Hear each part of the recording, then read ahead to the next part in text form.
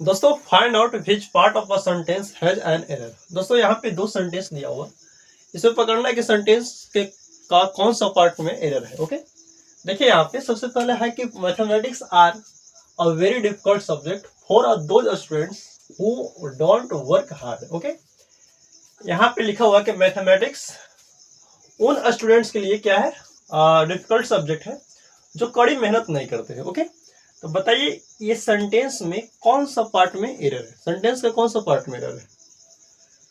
Mathematics are a very difficult, क्या सही है subject for those students who don't work hard. कहां पे आपको नजर आ रहा है, ए वाला पार्ट में या बी वाला पार्ट में या सी वाला या नो एरर, क्या है।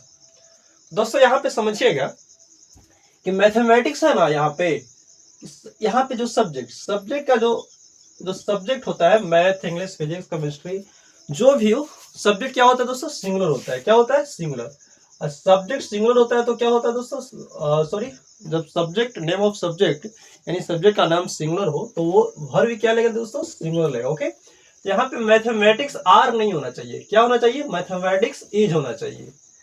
क्या होना चाहिए, तो ए वाले पार्ट में क्या था दोस्तों, एरर था। ओके, यानी mathematics is a very difficult subject those students who don't work hard. Okay, mathematics are नहीं, मैथमेटिक्स इज। ओके, जैसे यहां पे हम बोले कि English is my favourite subject. Okay, तो बताइए यहाँ पे इंग्लिश इज करेंगे ना कि इंग्लिश आर करेंगे। ओके, तो ध्यान में रखिएगा कि जो सब्जेक्ट का नाम होता है यानी कोई भी सब्जेक्ट हो वो क्या होता है, सिंगुलर होता है, सिंगुलर वर्ब लेता है। ओके, इस बात को ध्यान में रखिएगा। नेक्स्ट की बात करें दोस्तों, तो यहाँ पे समझिएगा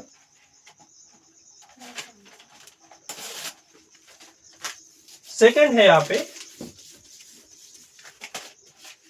second sentence, his mathematics is very good so he will surely obtain more than 90% marks. यहाँ पे लिखा हुआ है कि उनकी जो उसकी गणित है वो क्या है, बहुत अच्छी है, वो पक्का कहा जाए तो 90% से अधिक मार्क्स लाएगा। ओके, देखिए यहाँ पे समझिए, यहाँ पे कि उसकी गणित है जो क्या है, बहुत अच्छी है, वो 90% से अधिक मार्क्स वो प्राप्त करेगी।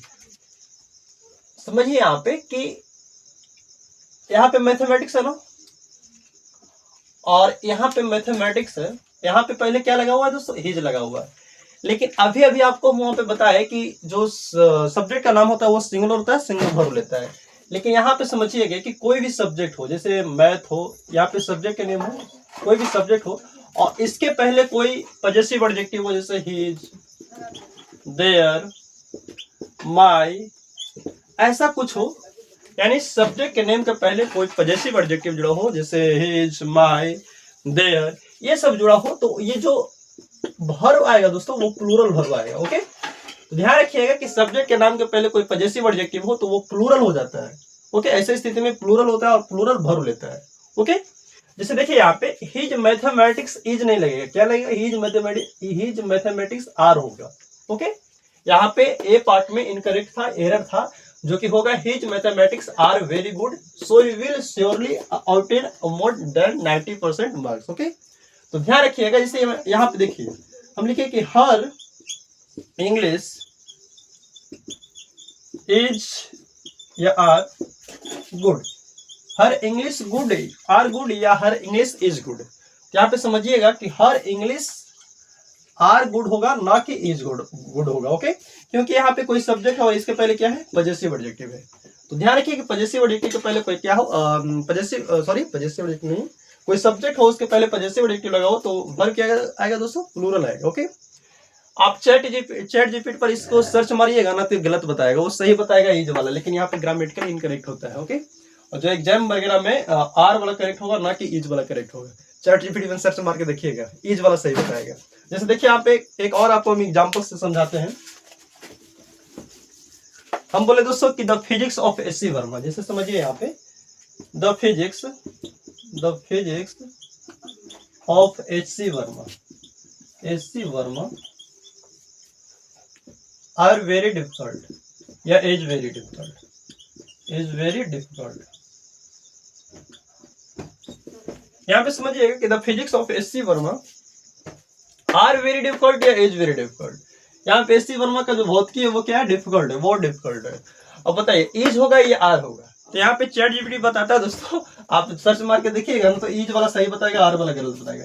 लेकिन यहाँ पे समझिएगा चैट जीपीटी वगैरह है ना जो अमेरिकन लैंग्वेज समझता है, अमेरिकन लैंग्वेज मतलब कहा तो ब्रिटिश इंग्लिश के अकॉर्डिंग वो नहीं देता है, वो तो कहा तो ग्रामेटिकली उतना वो सही नहीं बता पाता है। ओके, वो ईज वाला सही बताएगा, आर वाला गलत बताएगा। लेकिन यहाँ पे जो सही होगा वो क्या होगा दोस्तों, आर वाला सही होगा। ओके, तो ध्यान रखिएगा ईज नहीं होगा, क्योंकि यदि किसी के जो सब्जेक्ट हो किसी के अंगीकृत हो यानी किसी के पजेस्ट में हो तो ऐसे स्थिति में प्लूरल होता है, ऐसे स्थिति में जो वर्ब आएगा वो क्या आएगा दोस्तों, प्लूरल आएगा।